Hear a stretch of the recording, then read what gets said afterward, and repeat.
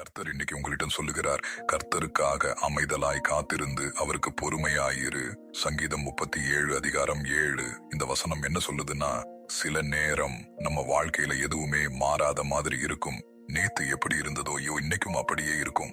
அதனால எவ்வளவு ஜெபிச்சாலும் என்ன பயன்னு மனசு கேட்க ஆரம்பிக்கும். ஆனா ஒரு விவசாயி விதை போட்ட உடனே நிலத்தை தோண்டி பார்த்துட்டே இருக்க மாட்டாரு. ஏன்னா கண்ணுக்கு தெரியாம ஒரு வேலை நடக்குது அப்படின்னு அவருக்கு தெரியும். அதே மாதிரி உங்க வாழ்க்கையிலும் இப்போ கண்ணுக்கு தெரியாம தேவன் ஒரு காரியம் செஞ்சுக்கிட்டே இருக்காரு. நீங்க இன்னும் பார்க்கலன்னு அது நடக்கலன்னு அர்த்தம் இல்ல.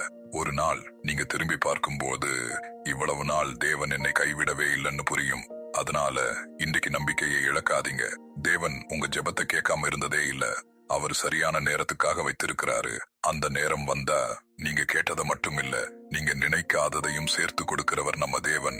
அவரை உறுதியா பிடிச்சுக்கோங்க. அவர் ஒரு நாளும் உங்களை ஏமாற்ற மாட்டார். ஜெபம். அன்புள்ள பரலோக பிதாவே, காத்திருக்கிற எல்லா இதயங்களுக்கும் புதிய நம்பிக்கையை தாரும். சோர்ந்து போன மனசுக்கு சமாதானத்தை கொடுங்கள். உம்முடைய நேரத்தை நம்புகிற விசுவாசத்தை எங்களுக்குள் வளர்த்திடும். எங்கள் வாழ்க்கையில் உம்முடைய சித்தம் நிறைவேறட்டும். இயேசுவின் நாமத்தில் ஜெபிக்கிறோம். ஆமேன். இந்த வசனம் உங்கள் மனசை தொட்டிருந்தா ஆமேன் என்று காமெண்ட்ல சொல்லுங்க.